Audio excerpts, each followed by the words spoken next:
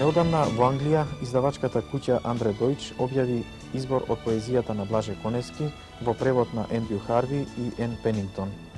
Покрај биографската белешка, во книгата е поместен предговор и постскриптум во кој авторите настојуваат пред англискиот читател да разоткријат повеќе творечки особености од поезијата на Коневски.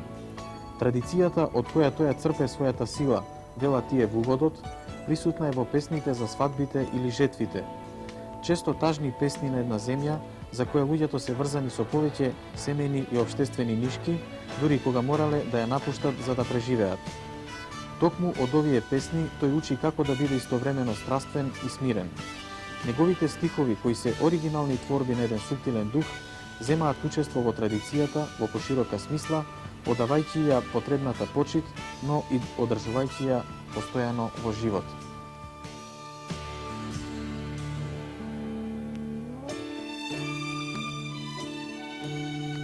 Во Социјалистичката Советска република Ерменија, книгоиздателството Советски писател од Ереван ја издаде книгата Македонски раскази. Интересно е дека оваа книга е објавена во тираж од 10.000 примероци и е резултат на реципрочната размена и соработка меѓу Сојузот на писателите на Ерменија и Друштвото на писателите на Македонија.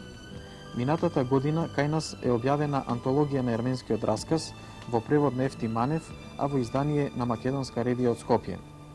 Во книгата Македонски раскази, за која предговорот го напиша Петар Табошковски, застапени се следните автори: Ѓорѓија Баџиев, Иван Точко, Владо Малевски, Јован Бошковски, Славко Јаневски, Коле Чашуле, Блаже Коневски, Томе Момировски, Србо Ивановски, Борис Вишински, Димитар Солев, Цветко Мартиновски, Благоја Иванов и Живко Чинго.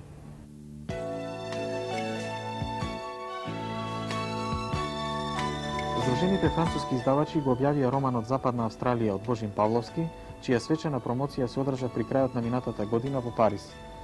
Во кратката препорака на оваа книга се вели дека, цитираме, авторот пропатувал 100.000 километри по светот за да најде богатство од материјали кои ги употребил во сликањето на оваа широка фреска, силна во колоритот и со незаборавни личности.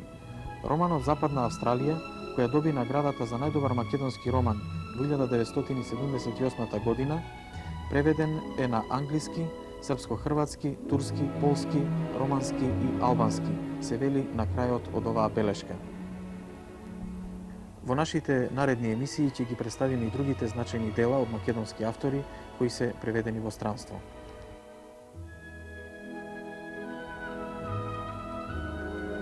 Издавачките куќи Култура од Скопје, Југославија и Југословенска ревија од Белград ја издадоа книгата Ревизија на уметноста од Ото Бихали Мерин, во која овој наш познат писател, историчар на уметноста и критичар дава едно специфично видување на ликовната уметност и нејзината историја. Инаку, книгата е богато опремена со репродукции од уметничките дела кои се предмет на интерес на авторот на оваа опсежна студија.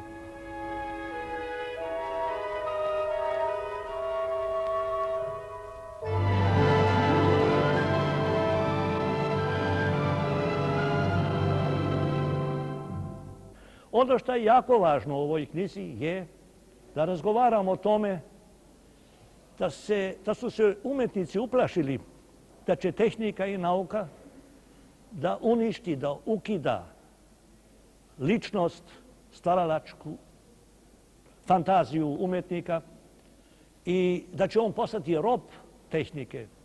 Možda je čak i Hegel mislio da jednoga dana kada nauka preuzme da tumači život, da onda prestaje više manje vodstvo umetnosti i valjda i uopće prestaje umetnost. A ja duboko mislim suprotno. Ja mislim da umetnik niti treba da bude rob nauke i tehnike, niti ju treba da odgurne od sebe.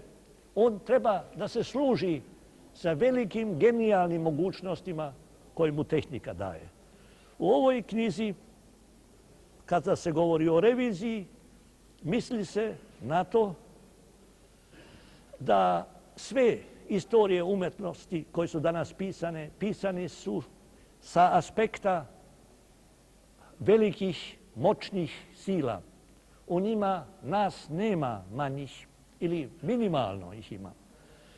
Ne samo da je to jedan izvesni evropocentrizam. To je formula koju sam prije nekih 20 ili 25 godina prvi put formulisao.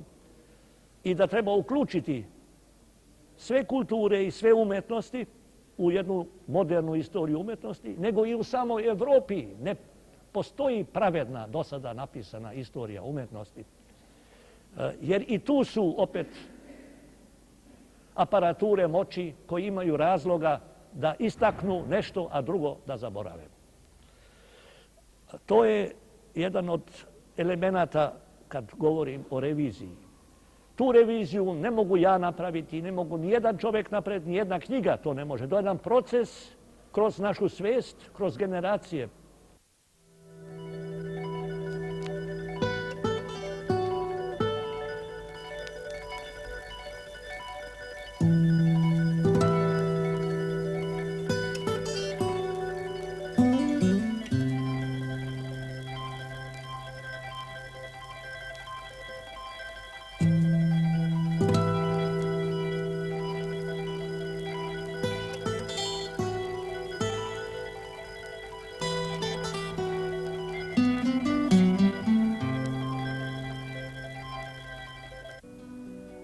Таа земја, сега што ја чекорам, таа земја в пролет што ја буди југот, таа земја своја не ја знам, таа земја, простете, е туѓа. Рано тргам по фабричен друм, безброј рубашки се тискаат, се ројат. Селани сме со срце, со ум, но земјава чунки не е моја. Над мојата земја в пролет сјај се плиска, водопади грмат од сонце набликнато. Ја сеќаш срце ти неа за блиска и гледаш кај скокум безброј цвеќиња никнат. Над мојата земја до небото пирин се крева. Боровите в бура и линденски приказни пеат. Над Охрид модрината во просторот се слева и подолу уште на Егеот далги се леат. Сал ке си спомнам и крвта в миг ке си јури в срцето кое се топи в некаква нежност. Мој роден крај, крај личен, лулан в бури, поен со крв, среде витлавици мрежни. Издавачката куќа Мисла објави книга Избрани трудови од Никола Вапцаров, што ја подготви Гане Тодоровски. По тој повод разговараме со критичарот Александар Алексиев. Другар Алексиев, кажите ни нешто повеќе за концепцијата на оваа книга, за тоа што таа содржи од творештвото и за творештвото на Никола Вапцаров. Зборувајќи за книгата Творби од Никола Вапцаров, што ја подготви Гане Тодоровски и која излезе на 7 декември минатата година по повод 70 годишнината од раѓањето на Вапцаров, е тоа дека ова издание во моментот е најкомплетно, најцелосно издание на творештвото на Вапцаров, се разбира објавено кај нас.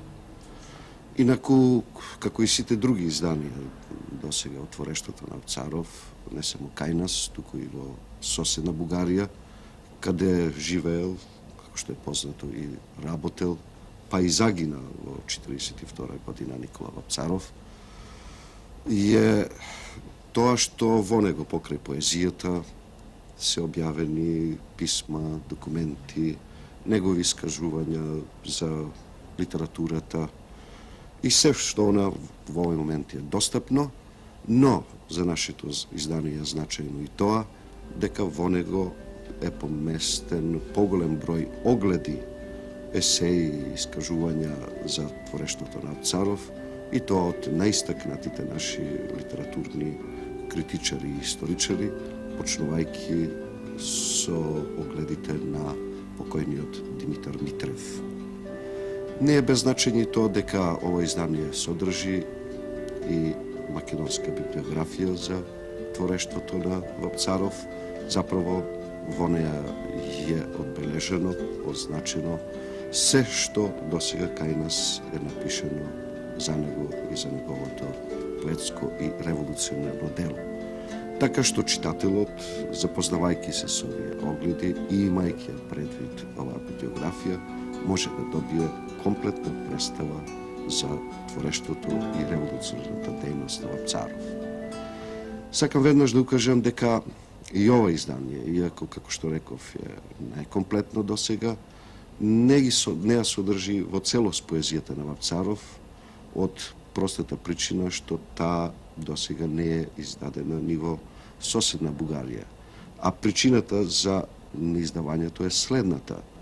Во младешките стихови на Вапцаров, пак и оние кои се заклучени во бугарските архиви, институти и музеи посветени на Вапцаров, при евентуално објавување на оваа поезија и веројатно други негови дела, ќе се добие една комплетна представа за македонскиот патриотизам на Вапцаров, која е една од најсуштествените составки, компоненти на неговото творештво, покрај неговиот познат интернационализам и љубов кон идеалите и приврзаност и љубов кон идеалите на работничката класа и низината борба за социјална правда и поправични општествени односи. Оваа книга секако може да биде убав повод да се каже и нешто повеќе за значењето на делото и на личноста на Никола Вапцаров. Тоа е факт. Ние и досега во нашата литература нееднаш сме зборувале за творештвото на Вапцаров. Меѓутоа, новото што во овој случај се наметнува само по себе е тоа дека во моментот, и тоа започнувајќи од 2 август минатата година, односно од Илинден, во Бугарија се води една ретко брутална антијугословенска и антимакедонска капања. Формалниот повод се разбира Вапцаров, иако Вапцаров само по себе е автор, револуционер, деец, истакнат македонски деец, на кој најмалку можеме да се оспорува неговото национално сознание, неговото национално чувство.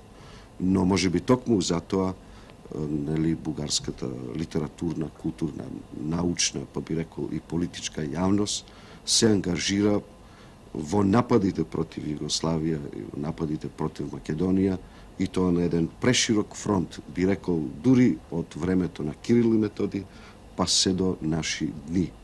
Всушност тоа е заднината на оваа кампања, незата краткорочна, секако прозирна и долгорочна цел да се оспори македонскиот национален идентитет